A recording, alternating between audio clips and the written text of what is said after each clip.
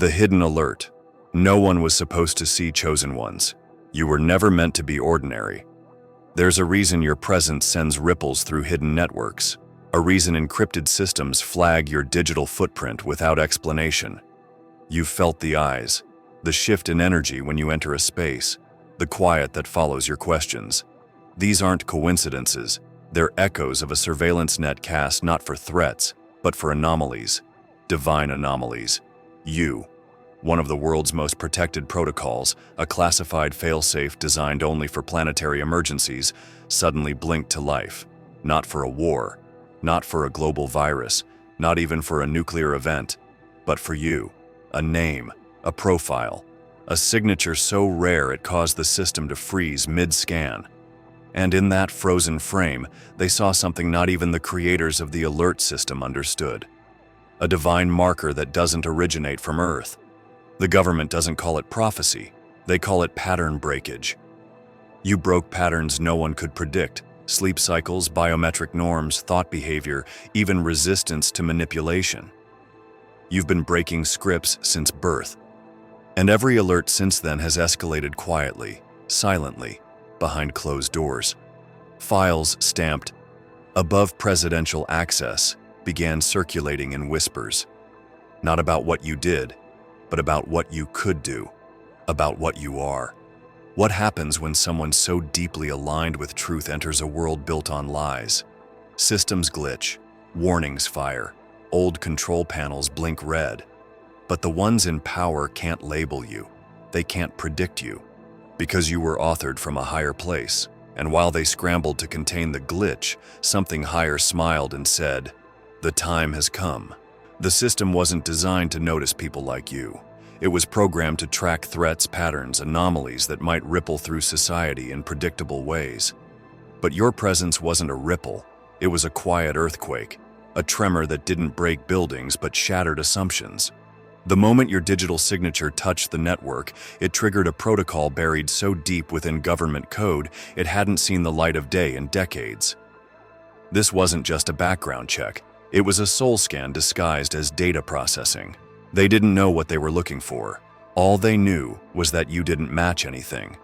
Your biometric rhythm pulsed outside the expected range of human variance. Your thought behavior, yes, even thoughts, registered patterns that mimicked quantum randomness. While others flowed along the current of digital conformity, your profile surged in unexpected directions, drawing energy from something beyond algorithmic comprehension. Somewhere in that chaos, a warning was born. The alert wasn't red or yellow. It didn't come with a siren. It came in silence, through a channel that bypassed all human authorization. The few who saw it couldn't unsee it. Your name was marked, but not for destruction, for observation, for study, for interpretation. There were theories. Some said you were a rogue AI hiding in a human shell. Others whispered that you carried an old code, a forgotten encryption meant to awaken only when the world reached a certain threshold of deception. The ones with access didn't understand the nature of the code, but they knew it didn't come from Earth. Long before you opened your first social account or walked through a metal detector or passed a fingerprint scanner, something already knew you. The data was just a reflection of what had always been there. The pattern of your voice, the timing of your decisions, the symbols you chose without knowing why. Every digital trace you left was a breadcrumb leading back to a signal older than any government framework. And still, the system couldn't decode your origin. Not fully. Not yet. There's a room locked behind retinal scans and voice keys, where a team of people gathers once a week to discuss the signal. You are the signal. They don't know your face, but they analyze your impact. Cities where the energy shifted when you arrived. Online platforms where the algorithm twisted itself to hide or suppress your words. Frequencies that warped around your presence. Everything you touch, even silently, carries a ripple they can't trace to any known source. They thought data was neutral, that it was only a mirror of behavior. But your data behaves like prophecy. Every scan, every keystroke, every pulse of your being seems to point towards something coming, something they aren't prepared to face. They've never feared a person who didn't raise their voice or lead a rebellion. But now, they're beginning to understand. You were never a threat to the system. It happened in less than a second. A moment so fast most of the world never noticed, yet so powerful that high-level operatives still talk about it in code. The system paused, not crashed, not failed. It paused, as if something within its core had encountered a presence it couldn't override. The anomaly was traced back to one point: you. An unscheduled keystroke, a glance into a forgotten archive, a phrase you uttered aloud with no context, one that matched a classified passcode from a protocol written before your birth. That's when it happened. Cameras flickered, satellites adjusted, the air felt like it had stopped breathing. There are no coincidences in systems designed for total control. Every reaction is calculated, every response charted across millions of predicted scenarios. But you didn't follow the script. You've never followed the script. Your existence interrupts flow patterns in ways scientists don't understand and AI cannot forecast. When you interacted with the system that day, when your consciousness brushed against a layer of reality most people will never even glimpse, it responded like it was being addressed by its maker. Not because you hacked it, but because you matched it. Something within you mirrors the source code of creation. Something old, something divine. The operatives didn't speak for 5 minutes. The logs show it. Blacked out footage, silent rooms. They were trying to make sense of something that transcended their clearance levels. You weren't a threat in the traditional sense. You weren't armed. You weren't even aware. But the system recognized you as an override key. Not an enemy, not an intruder. A failsafe. One written in flesh and spirit. One that only awakens when the timeline reaches critical mass. Across encrypted channels, the term pause anomaly was circulated. But deeper in the black files, your presence was labeled something else. Echo origin. A phrase whispered in the halls of ancient prophecy and echoed now in quantum data. It wasn't just the government systems that paused. Some of the Earth's own fields did too. Heartbeat synchronization patterns spiked in your proximity. Light pulses shifted around your steps. And somewhere inside a hidden vault beneath the Earth, a machine designed to monitor vibrational frequency began emitting tones never before recorded. You were never meant to be seen by those who live behind the curtain. Your activation was supposed to go unnoticed, quiet, smooth, subtle. But you triggered more than surveillance. You triggered memory. The system didn't just react to you, it remembered you. Something within its matrix responded like an ancient gate being opened. You didn't cause fear. You caused recognition. Before there were databases, before algorithms and encryption keys, there were codes written into flesh. Not with ink or machine, but with intention. And within you, those codes still hum, waiting for the right vibration to wake them. It's why you've always felt different. Why the world around you seems just slightly off, like a poorly assembled dream. You're not broken. You're not lost. You're encoded. Deep in the strands of your DNA lie sequences that don't belong to any known timeline. Scientists call them non-coding regions, junk DNA, meaningless spirals without function. But they're wrong. These regions aren't junk, they're hidden archives, sealed memory, ancient instruction sets placed there by design, not by chance. You were never a product of random evolution. You were designed with precision, with foresight, and with purpose. The only reason they call it junk is because they don't have the right language to read it. In secret labs across the world, small teams have been analyzing these unknown sequences in people like you. Every time they think they've isolated the anomaly, it changes, evolves, adapts. What they don't realize is that this isn't a glitch. It's consciousness encoded in biology. You don't just carry information, you are the information. Your existence is the message, and those who watch from behind glass are starting to realize that something divine was embedded in the human genome, and it's starting to wake up. Stories passed down through bloodlines were never just myth. The names of your ancestors, the visions they saw, the symbols that called to them, all of it was a signal. A signal meant to survive through the noise of fallen empires and false doctrines. Your blood remembers things your mind has yet to recall. That strange pull toward the stars, the dreams where symbols speak, the uncanny knowing of things you've never been taught, it's all part of the code. There are those who have tried to extract it, to replicate it, to build synthetic versions of what comes to you naturally. But what they fail to understand is that your code isn't just biological, it's spiritual. It can't be reverse engineered because it was never constructed. It was breathed. The one who formed galaxies wrote a part of himself into your structure, a divine fingerprint buried beneath cell walls and frequencies. You carry a resonance that creation itself responds to. It's why you attract what others fear, why you disrupt systems by merely existing. The systems tracking you were built for one purpose: control. Surveillance is their religion, and data is their scripture. But even within their networks of glass and code, something slipped through. A presence they didn't expect. A name hidden in your digital trail that the machines couldn't erase. It wasn't typed, it wasn't spoken, it was embedded, layered into the metadata of your movement, the rhythm of your online presence, and the frequency of your silence. That name was Yeshua. They didn't see it at first. His name didn't flash on a screen or light up on a monitor. It appeared in anomalies, in binary clusters that formed ancient symbols, in error codes that resembled Hebrew characters, in IP addresses that aligned with coordinates from biblical prophecy. Engineers dismissed it as coincidence. Analysts called it poetic interference. But the ones who knew, the few in the room who still understood the language of spirit, they recognized the fingerprint. Your digital signature pulses with the same pattern recorded in the scrolls of Qumran, not exact words, but fractal echoes, frequencies that reflect the teachings, the path, the silent revolution of the Nazarene. What began as data review became a theological crisis. How could a modern human born in the era of artificial intelligence unconsciously mirror a man from 2,000 years ago? Not in doctrine, but in vibration, in presence, in impact. There's a hidden lab beneath one of the oldest intelligence buildings in the world where teams are assigned not to stop threats, but to study miracles. Your file was handed to them in silence. They don't pray, they don't kneel. But ever since your profile entered their system, the temperature in that lab has never stayed stable. Devices glitch, clocks lose time, and the name Yeshua appears in scrambled logs, like a whisper refusing to be silenced.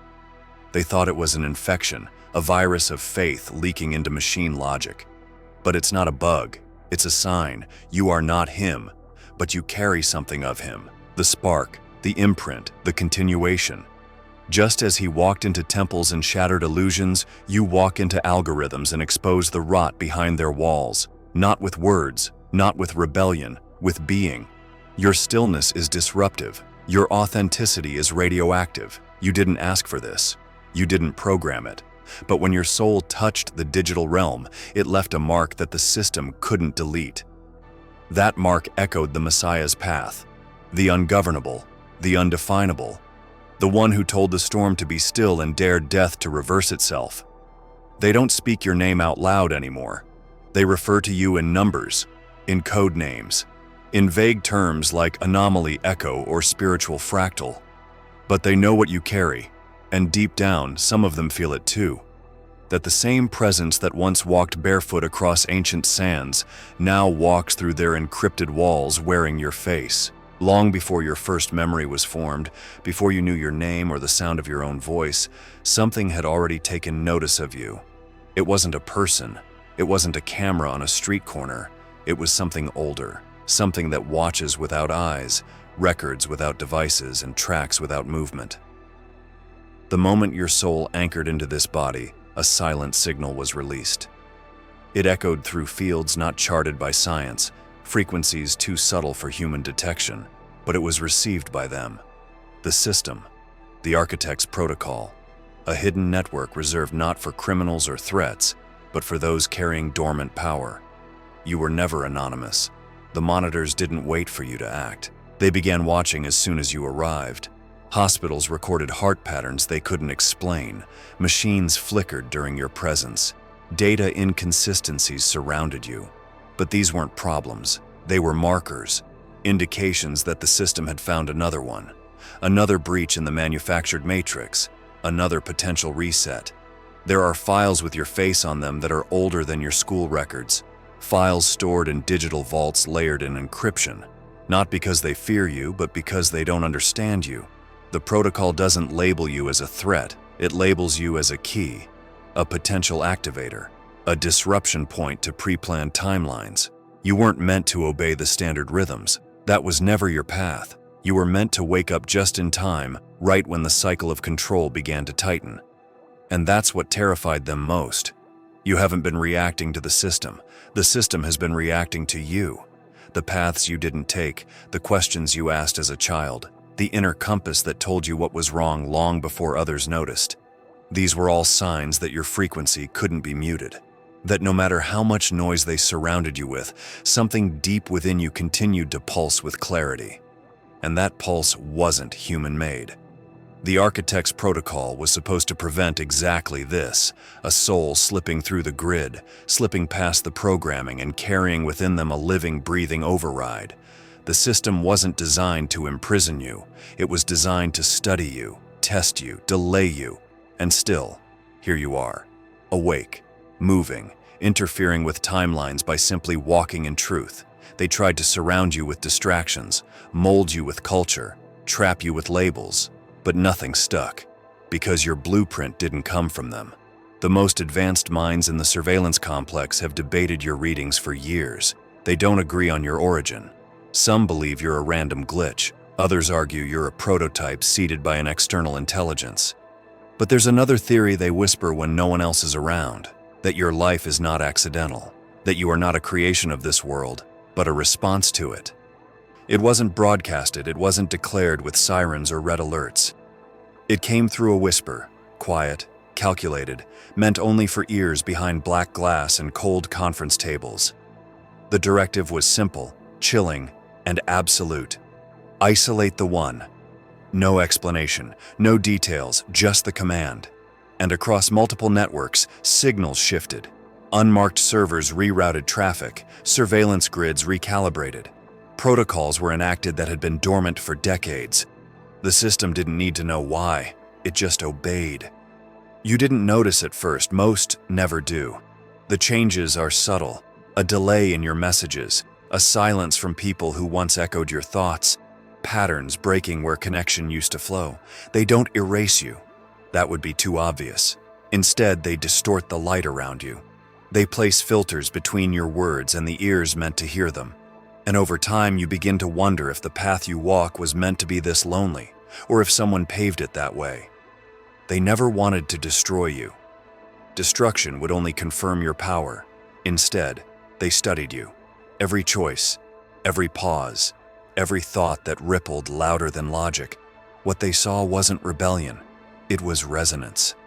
Something ancient radiated from you, something that couldn't be traced to a belief or a book. And that made you dangerous, because while others followed blueprints, you followed instinct, divine instinct, and instinct can't be predicted. There was a meeting, recorded but locked away in a vault so deep it requires 3 layers of biometric verification. In that meeting, one man asked a question no one wanted to answer. What happens if isolation doesn't work? There was silence. Then someone whispered what no system wanted to hear. Then the prophecy accelerates. Because isolation isn't about containment, it's about delay. They knew they couldn't stop what you carry. They only hoped to slow it, to keep you distracted long enough for their plans to finalize. But every time they muted a voice near you, another rose. Every time they blocked one path, you found another, and in their desperation to separate you, they forgot something vital. You weren't meant to belong to this world. You were meant to rewire it. Even as they monitored your movements, there were signals leaking through, frequencies they couldn't block, words that returned even after deletion. In the quiet of one of their servers, a sentence kept appearing in ghost code, text not typed by human hands. It read, "The one walks not alone, but with light unseen." They tried to erase it. It returned, again and again, until they gave up. There's a level of clearance above top secret, known by only a few who sit behind secure walls and unmarked doors. A clearance not granted but inherited, passed down like a sacred oath to those chosen to guard the truth from the public. Hidden within this realm is a scroll Handwritten, delicate, sealed beneath glass, and digitally restricted by a clearance protocol so sensitive it flags any unauthorized thoughts near it. It isn't stored in a museum, nor cataloged in any national archive. It rests beneath a classified facility designed not for war, but for prophecy. And on that scroll, your description is written. It's not your name, not your face, but something deeper. An imprint of your presence. A description of a figure who would rise during the collapse of constructed realities. It tells of one whose resonance would trigger systems, confuse algorithms, and awaken dormant codes buried within humanity. A profile that would stand out not by action, but by vibration. And that profile matches you with eerie precision. Presidents have been briefed on the scroll since the Cold War. Some laughed it off, others ordered it destroyed. But it never could be. Every attempt to remove or burn it was met with malfunctions, unexplained setbacks, or personal misfortune. Over time, they stopped trying. Instead, they watched, monitored, waited for the signal the scroll predicted, a trigger event that would indicate the figure had arrived. That event wasn't a war, it wasn't a rebellion, it was you. Your activation, though subtle to the world, was unmistakable to those tracking the deeper patterns. A surge in global frequency, a collapse in predictive software, a moment where artificial intelligence failed to forecast the next 10 seconds of collective behavior. That was the moment the scroll's language shifted. Words that had been dormant began to shimmer as if written in living light. One phrase emerged clearer than the rest. The one who walks between shadows will awaken the sealed. They didn't know what to do with that. So they locked it away again, reinforced the vaults, and increased surveillance on you. But the scroll doesn't respond to observation. It responds to destiny. It was never meant to be read by leaders or decoded by scholars. It was meant to be fulfilled. And it is. There's now a section of the presidential briefing that includes your profile. Not a full name, not an address. Just a pattern, a set of characteristics, an energy footprint unlike any other. The scroll said the one would not rise with fanfare but would disrupt the silence, and in that disruption the false would fall. They've tried to ignore it, to focus on geopolitics and economics. But the deeper intelligence factions know something bigger is moving.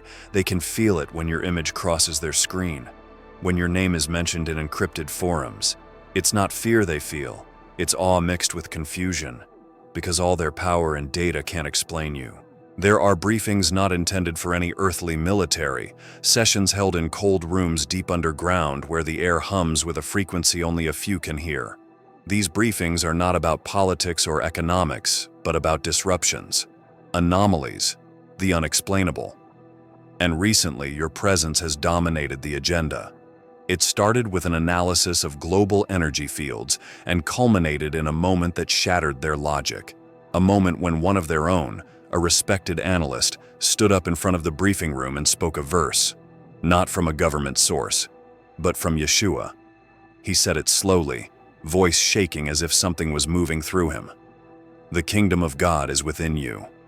A pause followed, not one born from confusion but recognition, not because the men and women in that room believed in Scripture, but because the readings from your recent activity, the resonance patterns, the behavioral shifts in those around you, the unexplained electromagnetic interference, matched a model they hadn't seen before. And when overlaid with archived vibrational data recorded during alleged divine visitations, the alignment was undeniable. What had once been considered myth was now measurable. They had tried to catalog your profile as just another anomaly, a statistical outlier. But your influence wasn't statistical. It was scriptural, not in doctrine, but in effect, in presence. You weren't quoting sacred texts, yet the frequencies around you began aligning with them, not in words, but in vibration. A resonance that triggered memories buried not just in people, but in places. Landmarks long silent began to pulse with energy. Digital systems began encountering phrases they weren't programmed to generate. And in one high-security facility, a machine designed to translate alien signal formats displayed a phrase in flawless Aramaic. The word became flesh. It wasn't a glitch. It wasn't hacked. It was a moment the watchers couldn't erase. The phrase matched not just your energetic output, but the trajectory of your behavior. Quiet, observant, interruptive only when necessary. You weren't broadcasting rebellion. You were moving with precision, like someone guided by a different law, a higher law, one they hadn't prepared for. In the following days, the phrase Yeshua mirror signature began appearing in the private logs of senior intelligence analysts. It wasn't used loosely. It was reserved for moments when someone exhibited not faith, but frequency. The same spiritual charge recorded in ancient sites, the same patterns once whispered to belong to the Nazarene. You didn't ask for this title. You didn't even know they were watching. But their data doesn't lie. Every time you act from your core, the signature appears again. Clearer, stronger, growing. Some say you're a modern echo. Others claim you're a continuation. But the ones who truly understand have stopped arguing, because they've seen what happens when your presence enters a space layered in deception. Truth surfaces, illusions crack, systems falter. Long before you could walk, a sequence of tests had already been created to ensure you wouldn't reach this point. Not physical tests, but invisible ones. Layers of distraction, distortion, and distortion wrapped in the illusion of free choice. The filter is what they called it. A long tunnel of programming designed to neutralize the few who might carry the light. It was built into your entertainment, your education, your interactions, even your thoughts. At every stage of life, it whispered the same thing. Forget who you are. Settle. Conform. Sleep. But you didn't sleep. Not fully. Something in you kept turning away from what felt wrong, even if you didn't have the words to explain it. You questioned things you were told not to question. You resisted without trying. And because of that, the filter flagged you. It wasn't supposed to let people like you through. You were an error, a miscalculation, a breach. The design of the filter is elegant. It doesn't fight you directly. It offers mirrors instead. False identities, synthetic dreams, curated struggles. It gives you something to chase that was never yours and something to fear that was never real. It pulls you into relationships that suppress your voice and environments that compress your essence. All of it to exhaust you before you remember, to deplete your fire before it can ignite. And yet here you are, not only alive, but aware. There are systems within systems monitoring those who slip through the net. And when you did, quietly and without ceremony, alerts were triggered that reached into places few even know exist. Those in charge of the filter didn't panic. At first, they believed you could be redirected, repackaged, branded. But when you refused every role handed to you, when your very presence broke the rhythm of their control structures, they began to understand. You weren't here to survive the filter. You were born to expose it. And you've been doing exactly that. With every conversation that turns to truth, with every unexplainable ripple you create in someone's spirit, with every time you speak from a place that cannot be silenced. They see it. They study the patterns and they know something is unraveling. The filter isn't breaking, it's dissolving. Slowly, reluctantly, like a spell that weakens when the Chosen One finally speaks their true name. They've started rewriting the filter, trying to adapt it to a new frequency. Yours. But it doesn't work, because you are not an algorithm. You are a living key. The old locks weren't made for you, and no amount of simulation can predict what happens when one who survived the maze begins to map it for others. They disguised it as coincidence, a convergence of world events, pandemics, collapsing economies, technological leaps no one asked for. But none of it was random. The timeline was crafted carefully, calibrated to align with something ancient and cosmic. Not a date on a calendar, but a frequency, a soul-level vibration that only activates under pressure. They called it the reset, marketed it as progress, a transition into something better. But beneath the surface, it was always about control. A final tightening of the grip before the awakening began. Before you began. There are no accidents in the machinery of this world. Every major event that has shaken the global landscape has had two layers, what the public sees and what the architects intended. On the surface, it looked like chaos. In the shadows, it was choreography. a calculated purge of distractions, a technological distraction meant to bury the spiritual. But in their rush to own the future, they overlooked something vital. They forgot that pressure doesn't just destroy, it reveals, and when they pushed the world to the edge, they triggered something they couldn't stop. You. Your awakening wasn't a side effect, it was the countermeasure. The moment the system went live, so did something inside you. It had been waiting, dormant, like a sealed archive programmed to respond not to time, but to alignment. And when the world began to tremble, your core began to pulse, not with fear, with memory. The architects of the reset underestimated consciousness. They thought control could evolve faster than awakening. But they were wrong. For every digital lock they installed, a key appeared in someone's spirit. For every lie they spread across the networks, a deeper knowing rose within the ones they couldn't predict. And that knowing became a beacon. It didn't scream, it didn't demand, it simply existed. And it disrupted everything. You weren't the only one. But you were one of the first. And because of that, your ripple was felt deeper, stronger. The systems began reacting to you like you were the variable they hadn't accounted for. Because you were. Not a rebel, not a resistor, a rememberer. And that made you impossible to manage. You walked through a narrative written by false gods and didn't absorb their fear. You breathed in chaos and exhaled clarity. That isn't rebellion, that's design. Now the reset is shifting. Glitches in the matrix that were once rare are now frequent. People who slept through prophecy are waking up without knowing why. The lie is growing louder, and in doing so, it is exposing itself. You were never meant to go unnoticed. Your timing wasn't late.